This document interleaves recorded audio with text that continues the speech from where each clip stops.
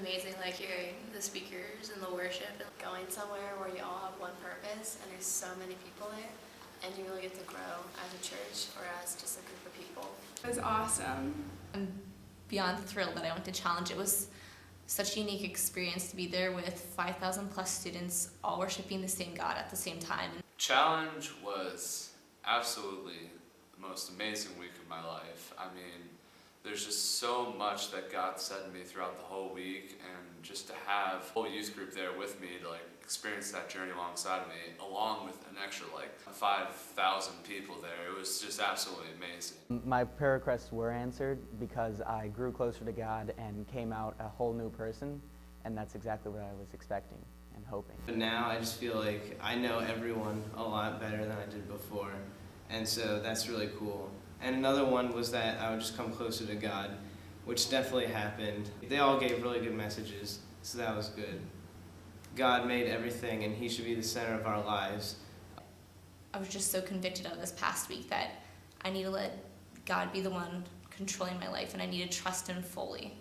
Really answered the questions that were set on my heart, and those really stood out to me. It's not all about me. We think we all learned that a lot. If God tells you to do something, think about it as if your dad said clean your room. You don't say, Dad, I'm going to clean my room, and then go look it up in a book, how do I clean my room, and then form a study group on how to clean your room.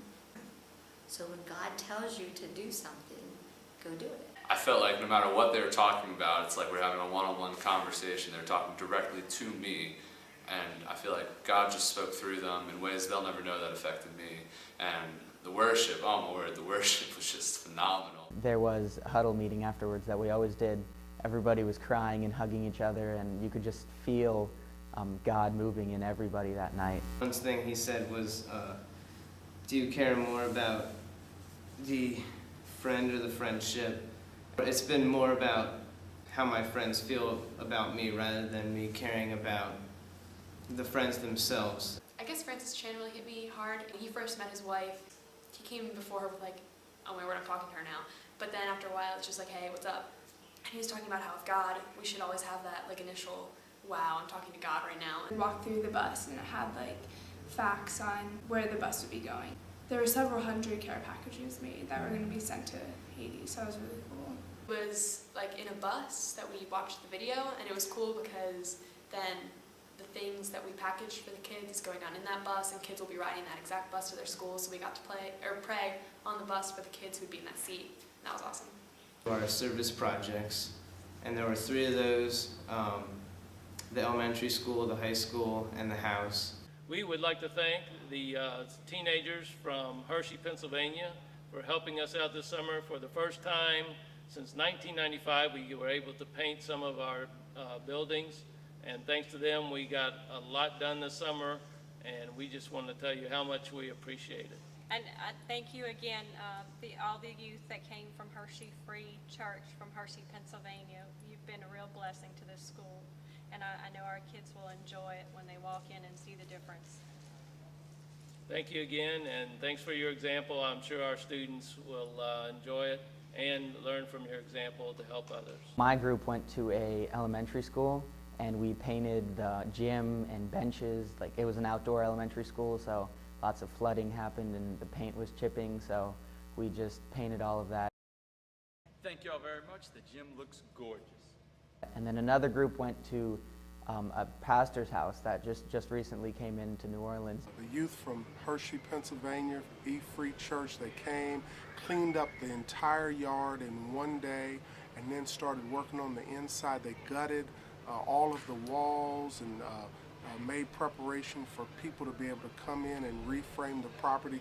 They did more work in 3 days than I've seen men do in 3 weeks. We went out on prayer walk Monday through Friday, and to actually get out and walk it and engage folks. That there were not only a prayer walk on a Monday, then there was evangelizing on Tuesday, and just being able to engage folks, and it was absolutely amazing. From the week of challenge, they had about, I believe I want to say about 75 people who either gave their life to Christ, rededicated their life, or wanted to go deeper in their relationship with the Lord. It took all of those prayer cards, our ministry team here, to follow up on every one of those individuals who had either given their lives to Christ or expressed an interest. So not only did we reach out to them, but also during that week, 12 more people made a commitment to Christ